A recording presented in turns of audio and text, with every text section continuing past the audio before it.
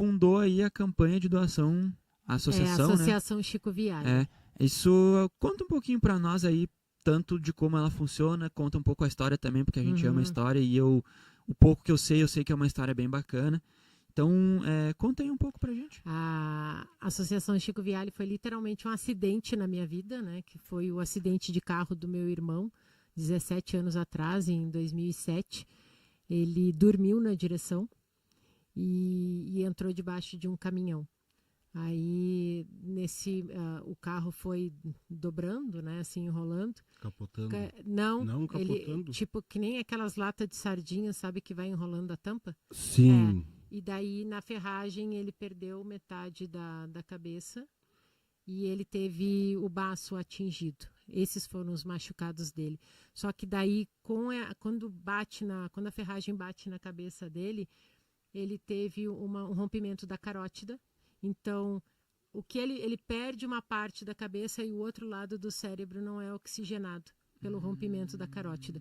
Até hoje não se entende como é que o Francisco não morreu na hora. Ele morreu 63 dias depois, né? Ele foi resgatado, foi ali na Freeway, altura de Glorinha, e ele foi resgatado e levado para o HPS de Canoas. Nesse tempo, ele foi ressuscitado, nesse trajeto, ele foi ressuscitado 4 vezes. E aí, quando ele chega no HPS, eles precisam colocar plasma para segurar o sangramento, a hemorragia, né? Então, ele precisou, em questão de 24 horas, 48 horas, 40 bolsas de sangue. Nossa!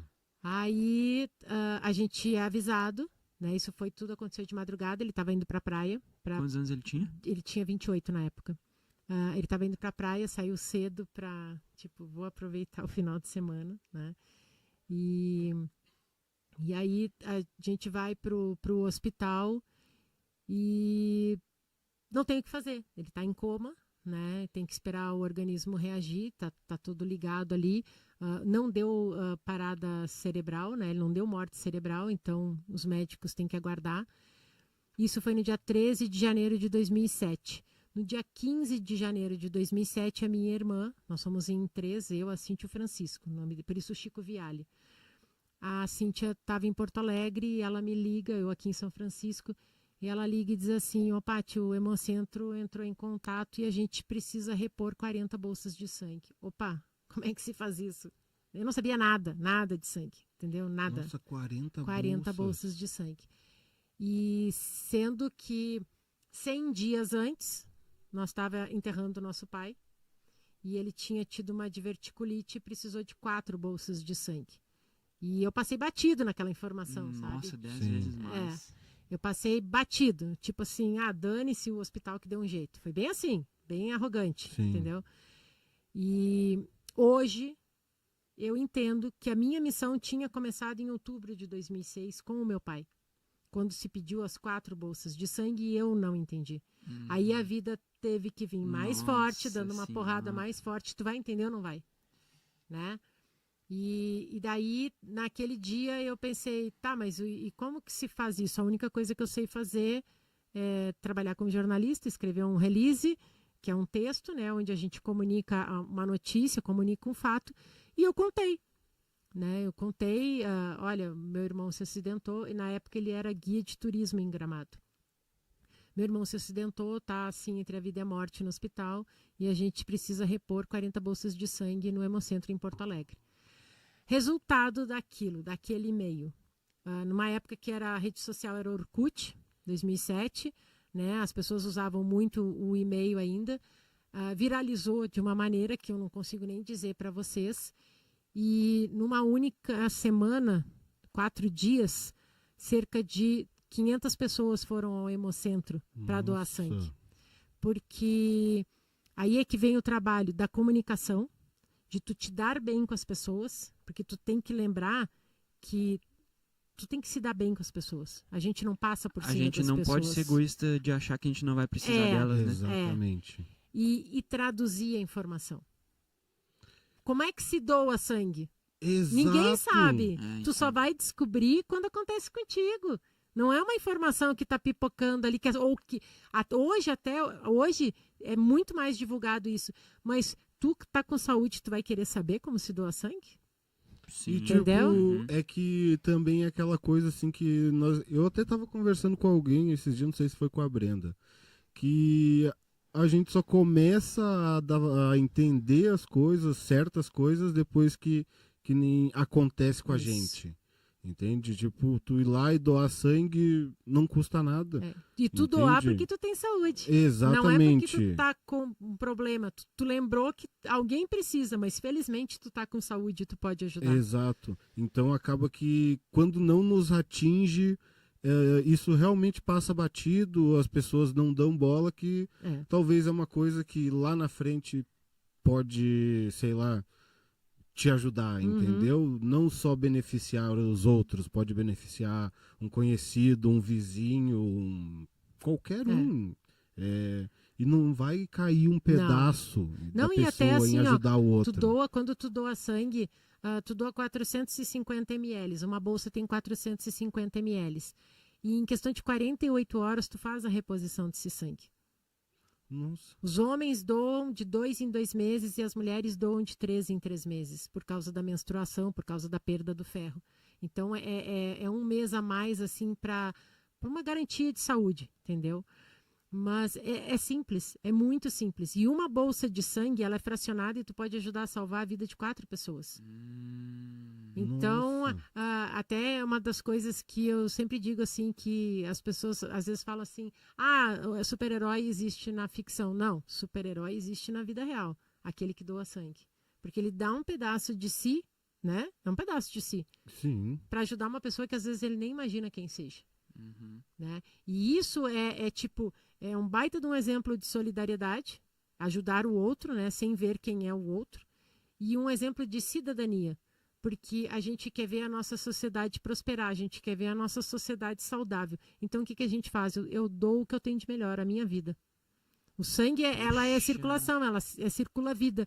Se não for o sangue circulando, os nossos órgãos não funcionam.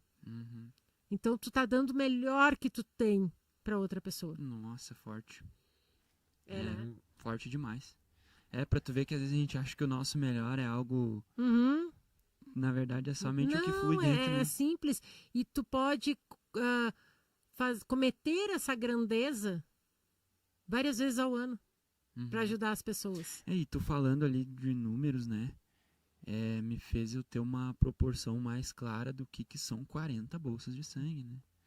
É muita coisa, Nossa né? Senhora. É muita coisa. Só para ele, no caso. Só para ele. Ele usou tudo isso. E aí depois, isso foi em janeiro de 2007, dia 13 de fevereiro, a gente conseguiu trazer a unidade móvel do Hemocentro para Gramado, que era onde ele trabalhava, e a gente conseguiu mais 220 bolsas de sangue. Naquele ano de 2007, nós totalizamos quase 2.000 bolsas de sangue doadas. Ou seja, as doações continuaram entrando mesmo após ele ter feito a passagem. E aí é que vem a grande questão. O quando veio a unidade móvel em Gramado, em fevereiro, eu conheci a Marilu Peck, que era assistente social que coordenava todas as captações de doadores de sangue. E ela diz assim para mim, Patrícia, o sangue que o teu irmão precisava, tudo bem, já se conseguiu, mas eu nunca vi alguém conseguir falar tão facilmente, se comunicar tão facilmente com outras pessoas e pedir sangue. Aí, e eu naquele momento, né, de dor, que tu não consegue raciocinar muito, eu perguntei para ela, o que tu tá querendo me dizer? Daí ela disse assim, eu preciso que tu continue esse trabalho. Porque são poucas as pessoas que conseguem esse nível de comunicação. Aí eu continuava não entendendo e eu disse assim para ela, eu sou jornalista, eu tenho que saber me comunicar. Ela disse, não, tu não tá entendendo. Isso não acontece. E aí eu comecei, na época, né, eu percebendo a morte do meu irmão, eu comecei a me espiritualizar, comecei a ler mais sobre essa questão, né, e sobre essa questão de que nem sempre a vida está no corpo físico, né? Às vezes a vida está na missão, o amor está na missão, a continuidade da vida de alguém pode estar numa missão, né?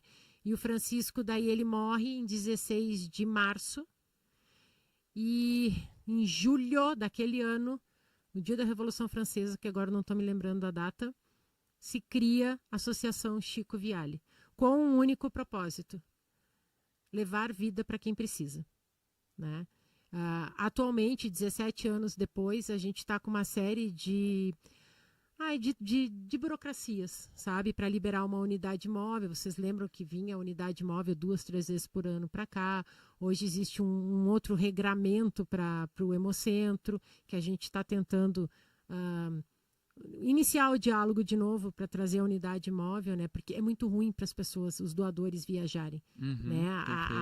A viagem interfere no estado da pessoa. A gente precisa facilitar, né? Às vezes a pressão cai ou a pressão sobe, aí chega lá no banco de sangue, aquilo tudo se torna um impedimento. Então, a Associação Chico Viale só tem essa missão: passar a informação correta, né, do como é importante ajudar outras pessoas e procurar de qualquer maneira, assim, seja pedindo, seja trazendo a unidade móvel, seja indo até um banco de sangue, levar a vida para quem precisa, né? E tem um outro fato que me chamou muita atenção. Não sei se... Espero que vocês nunca tenham passado por isso. Quando uma pessoa está na UTI, as visitas são muito controladas, sim, tá? Sim.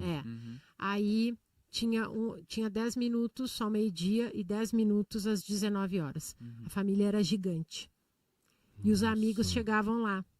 Então, a única pessoa que podia entrar sempre era a nossa mãe, né? Que aquilo nem se discutia, ela entrava.